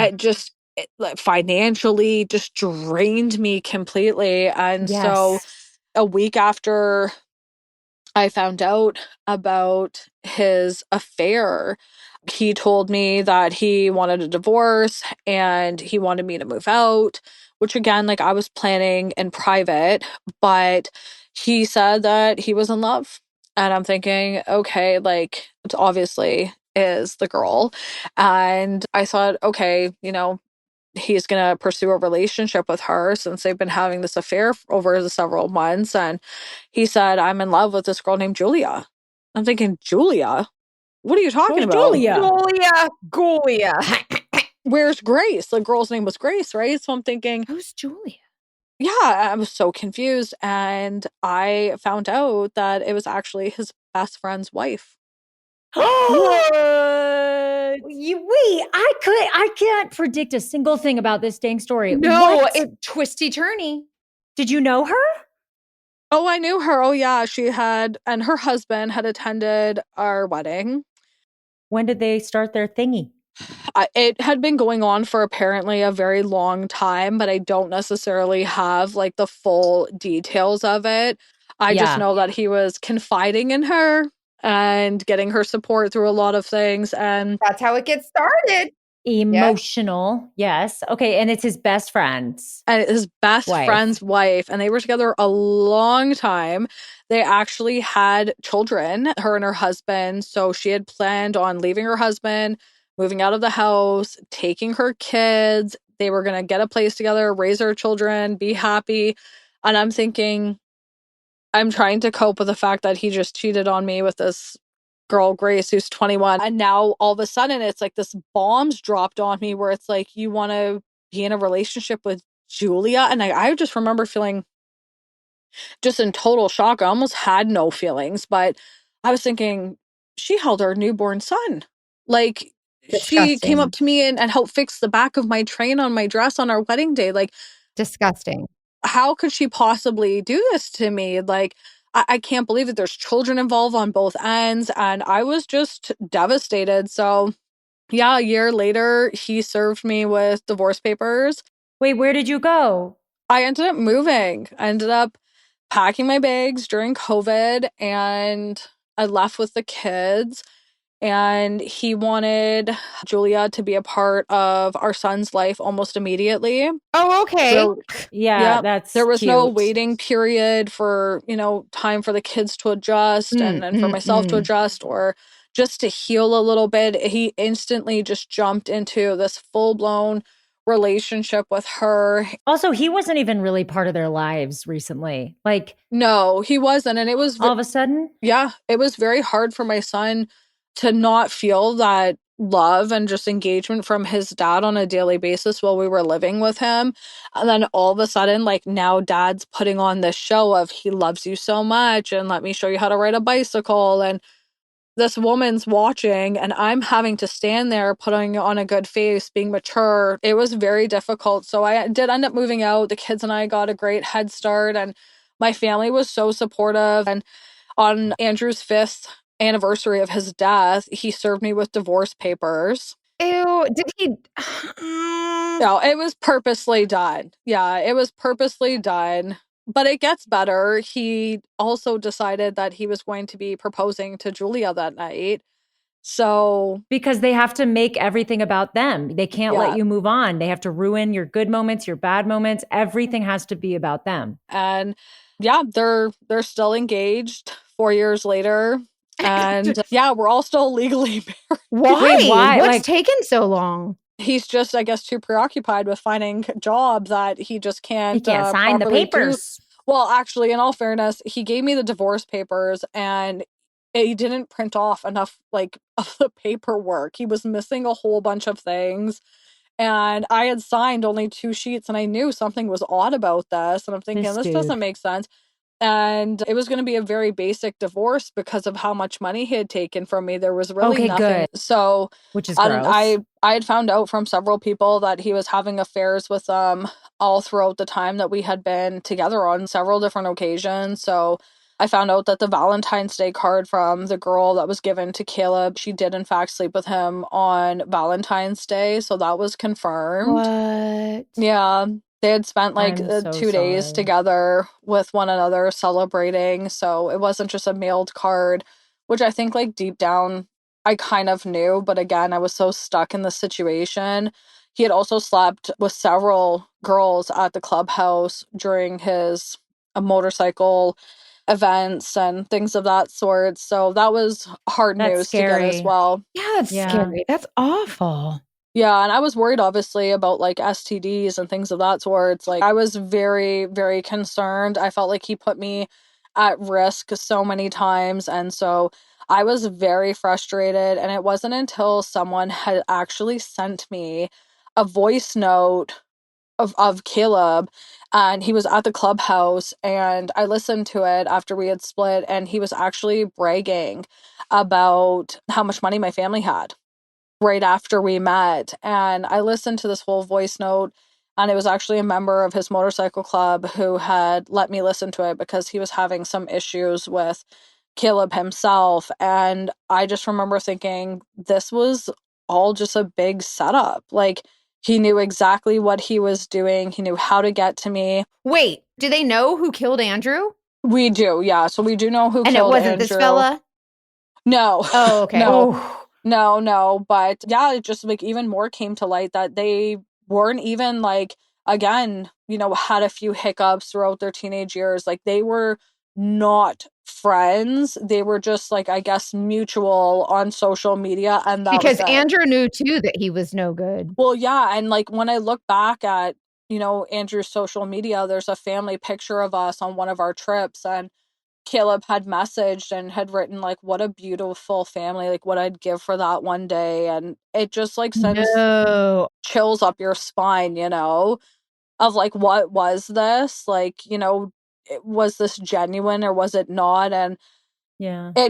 I really felt like as much as he came into my life as, this shining light at the beginning, like he was just so dark in the end. I didn't even know who he was. He ended up getting like kicked out of the motorcycle club for doing drugs, and I guess Wow. Sounds like you have to do a lot of drugs to get kicked out of the motorcycle club that was doing the for drugs. sure, like definitely. And Andrew's mom and I had actually had a discussion after Caleb and I split up, and she had told me that Andrew had a scar on the back of his head, and I remember it.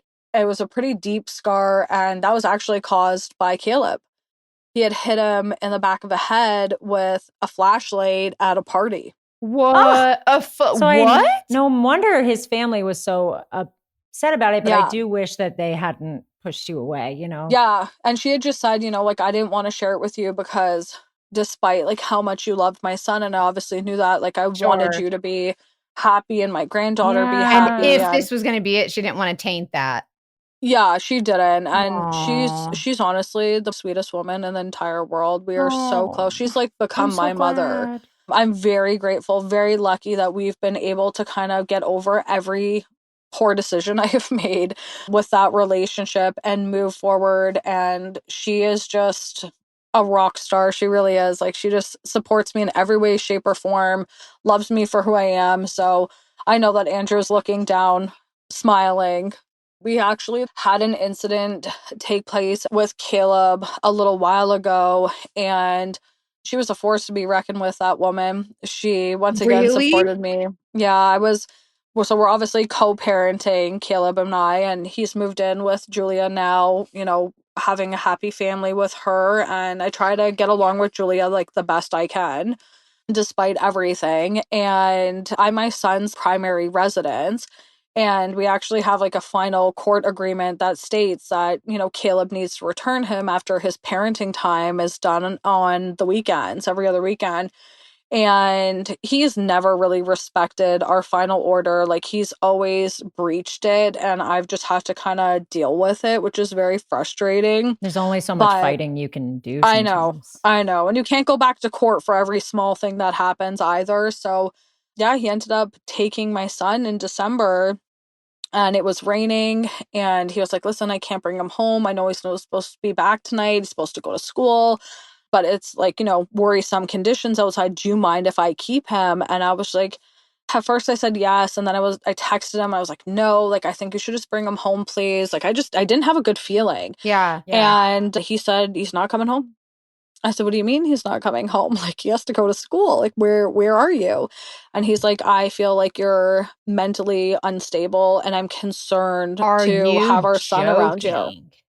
Yep. And I was just like, oh my God. Like, I panicked so badly. It was like, I would have relived all like 3 deaths all over again if I could have, if I had just had my son back in my arms in that moment. Like, I was just devastated. And he said that him and Julia were keeping our little guy. And he had even went so far to even contact the school and say that our son wasn't going to return to school anymore. I'm sorry. What?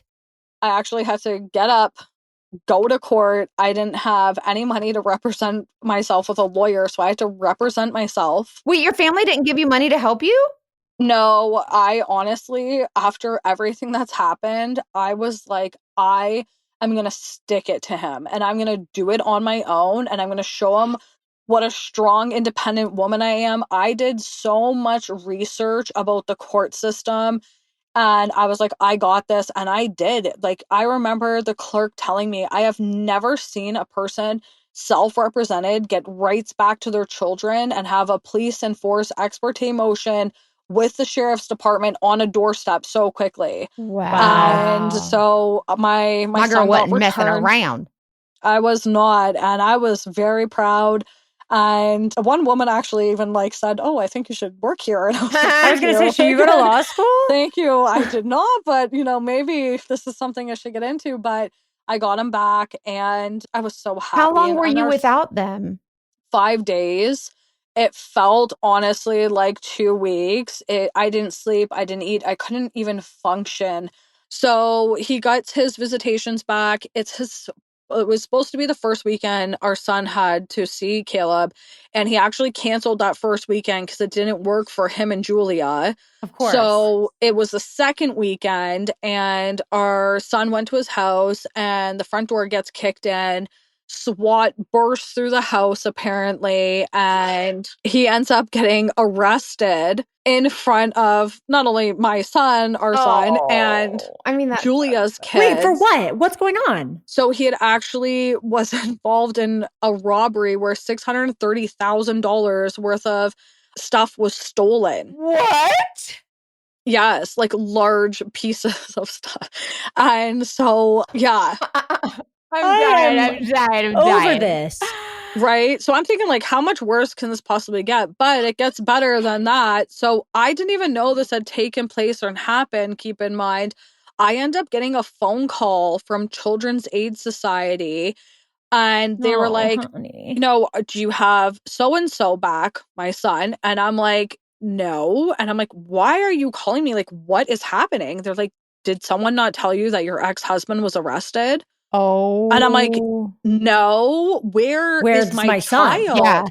Yeah. And so Julia had actually lied to me and said, like, there was a snowstorm and a power outage, and she wasn't able to, like, get back because she couldn't get out of the driveway. And I'm thinking, where's Caleb that he can't shovel or use a snow blower for the driveway? This doesn't make sense. And then I was obviously very panicked, but she was thinking, oh, if I don't say anything and keep him for these 2 days, Liv isn't going to know that Caleb got arrested. She can't use it in her court case. So she actually had him for 2 days. He had no contact with me, obviously terrified. His dad had gotten hurt in the arrest. So yeah, he actually got 3.5 years in prison. What? Yep. 3.5 years, which he was looking at much, much, much longer than that.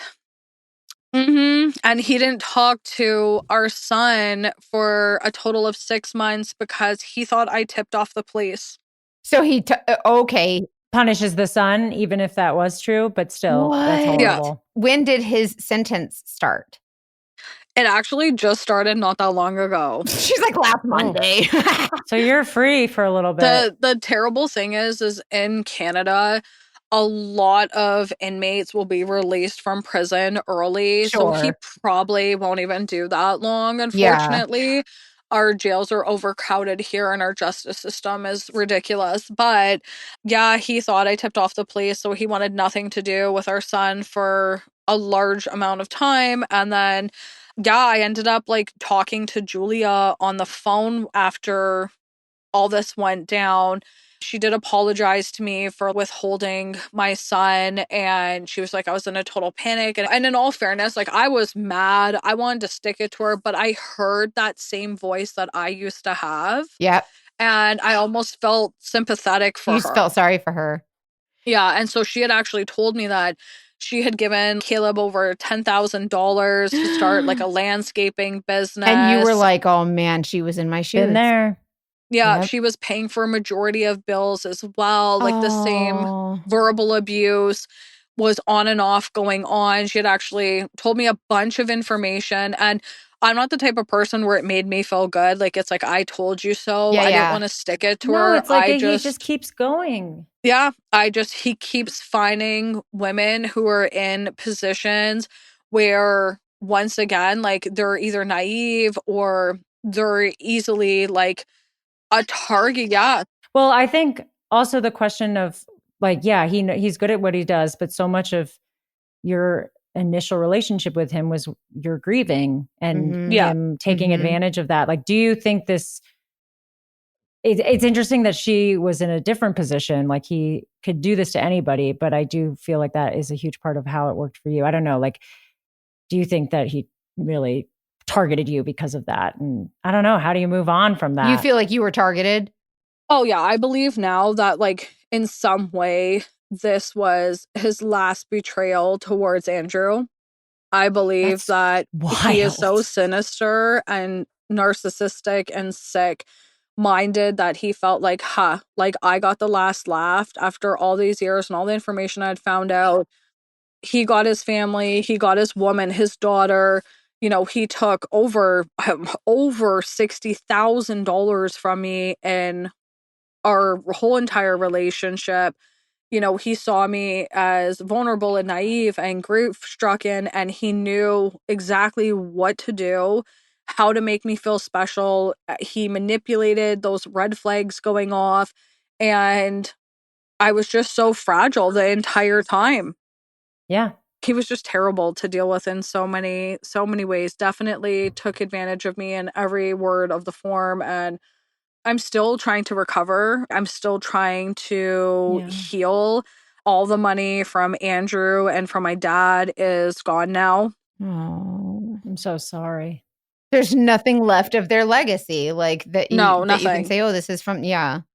Yeah, nothing. And I've literally been so frightened to be in another relationship after experiencing this, because it frightens me, and I've had to do therapy and all these things to try to better myself and heal from this traumatic incident, and again dealing with all the grief. So yeah, I think I'm going to stay single for quite a And I while, think that's and okay. You don't have to. you know what? I'm embracing it. I don't mind the single era. I love being in a relationship, a healthy one, of course, but at the same time, I really like the independence I have, and I feel very proud of supporting my family, Oh, you and should. I've made new friends, and I like who I am today. I have no stress. If I want to eat cake at 3 a.m., I can. Like, Oh, I don't have to stress and worry, but Caleb has never taken any kind of accountability for his actions. There's never been like any kind of apology. And honestly, I don't need one, and I don't And don't want expect to one, either, yeah. and I don't expect it. I really pray and hope that there's not going to be more victims to come. I obviously wish Julia the best, but I mean, she's fully aware of everything and has still chosen to be in a relationship. So we'll have to see what happens. I've said to myself and my friends and even Andrew's family, my children, I want to take this time to focus primarily on raising my beautiful children. And I know one day in God's time, like I will find somebody who will be worth the wait, and prioritizing my kids are going to show them like how powerful, 100%. yeah, their mama is. Like, we don't always need a man, like there are so many no. successful, strong women who are not in relationships. And I think we need to embrace it more as a society. Thank you so much for sharing your story. I always say you never know when your story can impact someone else. And I feel like For sure. someone's going to listen to you and be like, "Oh, I have a Caleb. Oh my God. Like this is, Yeah. Or I've experienced grief and Right, it's yes. affected me in some. I think I understand your insecurity, but I'm very confident that people will reach out and Yeah, and we're all human at the end of the day, right? We're 100%. all human. So, well, thank you guys so much. Thank you so much. We're so grateful that I just think it's just so brave and courageous, and for going that's just so much for one person to go through, and just to share it. I know that must have been difficult. So thank you so much. Well, I'm happy to share it with you guys. Thank you so much for giving me the opportunity. And if I'm able to help even just one person, it means the world to me.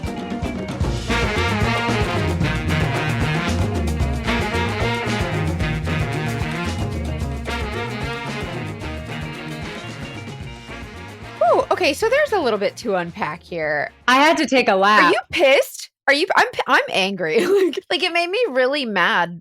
The narcissism, the audacity of this guy. No, he is malicious. I can't imagine anything else. No, he is rotten. Just the idea of preying on somebody who maybe you're getting revenge on their dead like ex who's your high school nemesis. It does, like, I don't know how your brain works. Oh, so gross. And I feel like, can we talk about that for a minute, about being vulnerable and how people prey on unmet needs? That's something that we've talked about a lot since we had a trafficking expert on our show.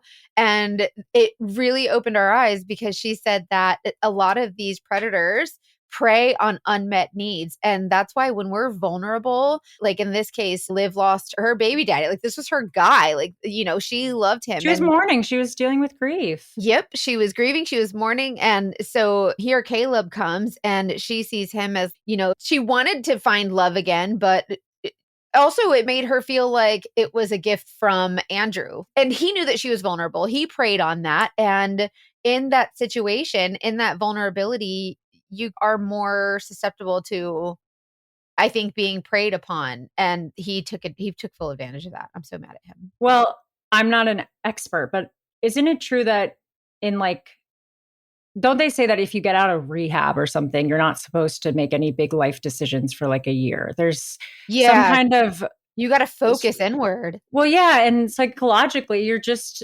still, any time of big life event that leaves you vulnerable, that leaves you different or changed. Yeah. I'm not saying that you can't try to connect with people, but I also just think you have to be on the lookout and try to be aware. And I also think that I wish our world prioritized friendships as much as we prioritize romance, because yes, that's so important.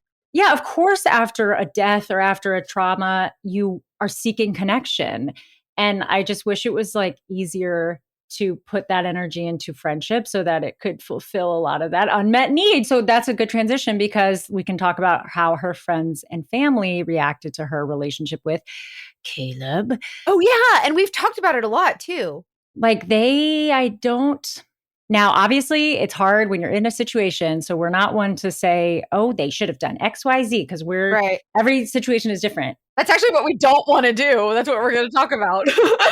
Exactly. We don't, but it's so obvious that when you come at a person with judgment about their choices, it kind of pushes them away more than helps them, in my opinion. What do you think about how they responded? Well, I think the most important thing to do for someone when they're going through something is, like you said, don't shove it in their face. Like, you need to leave. Like, they're not an idiot. They know if someone's and they're not going to listen. Yeah. If someone's being abused, they know they're being abused. They're not stupid. Like victims of abuse are not stupid. They sometimes find it difficult to leave for the circumstances or whatever, but they're not stupid. And so if you continue to say, hey, I'm here for you. I'm here for you. I'm here for you. And you show that consistency over and over. I'm here for you. I see what you're going through and I'm here for you. When you're ready, I'm here for you. Yeah. When you're ready, that's what it is. When you're ready. So you're creating this environment, you're creating a safety net. And the more times you say, I'm here for you, I'm here for you, I'm here for you, you're just basically like, they can, in the back of their head, they're taking those little seeds and they're creating this huge safety net. So the more you say it and the more consistent you are with, I'm here for you, I'm here for you, they know over time that when they are ready, they're going to know that they have a safe place to land. And that could be you. But if you say, oh, you need to leave, that's so stupid, blah, blah, blah, like, you don't think they want to, like, you don't think that, you know what I mean? You don't think it's crossed their mind probably, but they don't feel either strong enough or don't feel like they can, or the circumstances don't allow it or whatever. The best thing you can do is just say, I'm here for you, and be so supportive of where they're at. I think some people also, especially if it's like parents or family members, worry about being enablers. They think that if they aren't reprimanding this person for being with someone they don't approve of, then they're not being a good friend or something. And I get that, but just hear us next time you're like, well, I have to hold them accountable. Like, I would want them to do it to me. Just remember that you might be holding them accountable by just letting them come to it on their own, because it like historically just doesn't work to be like, you're dumb, you're putting yourself in this bad position, and that makes you should feel stop. dumb right there, is when you say you shouldn't be doing this, because then they're like, no, duh. Like, do you know what I mean? Like, yeah, of course. Or it makes them think, oh yeah, maybe I am dumb. Maybe I shouldn't value myself. You know, the more you hear that, no matter how smart you are, it gets to you. Yeah, it's like telling someone to move out of their house. That's easy to say. Like, your house is crap, move out of it. And they're like, well, where am I going to go? But if you're just saying, hey, you're doing a great job, and meanwhile on the side, you're building a house for them, and you see that you're building this house, then when they go, oh man, I really need to leave this relationship, and they've seen that you're building this house, they know that you're building this house for them. Now they feel safe leaving because they know they have somewhere safe to go. So That's beautiful. You just keep building that house for them and letting them see, hey, I'm building this house for you. You got a safe place when you need it. And that's what we can be. And in Liv's case, I just feel like she didn't get the support that would have been, I think really helpful for her. The grandfather holding some of the money that he promised her, that was an interesting point, because it didn't go well. Like, obviously Caleb responded violently, basically. Right. Yeah. Financially. Caleb was mad about it. Right. And I mean, it was obviously it was not bad because in the long run, she had that money saved Right. for her, which I did want to bring up. It made me think of something, a phrase that I heard recently from another podcast. The host is named Tori Dunlap, and on its social media, she's her first 100K. It's all about like finance and support for women primarily. And she talks about something called a fuck off fund, earmuffs for the kids. Sorry, I should have said that. A fuck off fund. And it's like everyone should have a fuck off fund in case you need to fuck right off. Yep. And like, just think of that It's a whenever you're safety like, net. yeah, it's a safety net, but I like the phrase fuck off fund. So shout out to her first 100K. Well, alliteration is always really fun. So I really like that a lot. A fuck Gotta off put a little fund. money in my fuck off fund. And it's like, you can have the most stable, wonderful position in the world, but just have it. You never know. Yeah, you never know when you're getting that fuck off fund. I know. And she ended up, when she was trying to leave, it was like, she was like getting herself together. I was like, oh, she's building her fuck off fund. Got to do it. Oy, oy, oy, oy, oy. Wait, what else? There was more. Oh yeah. The financial abuse of like hiding her money and not letting her have it. Yeah, like how that, like really, you put it in a box that I don't have access. You can F right off. Like, you know what I mean? Who does this guy think he is? He kind of like built up to that point too. It's like he wasn't abusive until she was in really deep. And that's the other thing. You just mentioned something that made me think of like the why people don't leave question. Once you face the truth, you blow up so much of your life for both yourself and your children. Yeah. It's not as easy as just like, oh, let me get the kids and go and start over. It's like, yeah, let me go just go to another house and then we're okay. Everything's fine. It's not that easy. and she did a good job of sharing how difficult it was. Let us know what you guys think. I'm certain this is not. There's going to be so many people who say, oh my gosh, I had an ex who, or my ex-girlfriend did this, or my ex-boyfriend did that. And so many people are going to relate to this. So we're proud of you, Olivia, for sharing your story. And we're grateful for you for. Oh, also people who have, experienced grief, but I know it is common for people to connect with mutual friends of the person that was lost or somebody that came in as a support system in the period of grief. Nasty the way he was nasty. But I know it can work. So I'm like, I wonder if there are people who could talk about like how they experienced a relationship like that without maybe without rushing into it, or like what can you do to allow yourself to open up to a relationship when you're vulnerable without being so vulnerable that you get easily dogfished or whatever. Yeah. Just but thoughts on that. either way, it's never your fault, regardless of the situation. No. If someone dogfishes you, like it's never your fault. You're not stupid and it's not your fault. You didn't deserve it. And that's just the bottom line. Like, period. Yeah. Email us if you have a story that you'd like to share on the podcast, if we can be an ear for you, or if you just have a story that you send in that maybe it's not a full episode, maybe it's just a Patreon episode. Make sure you email us at investigate@thedatingdetectivespodcast.com. And don't forget to listen to our sister show, The Medical Detectives. So good. It's so good. I cried listening to the latest episode it's the first episode they've done with a guest. Kathy was the guest. I'm excited to hear what y'all think. Yeah, I think you'll really love it. So anyway, send us your stories and let us hear what you have to say. Weigh in on our socials. Please continue to share The Dating Detectives on your socials, because the more you share, the community just keeps growing and we're so proud of it. So let's keep it going. Let's keep it growing. Hey, keep it going, keep it growing. She's a rapper now. That's what she said. Okay, cut us off. Okay. We gotta get cut off. As always. Trust your intuition.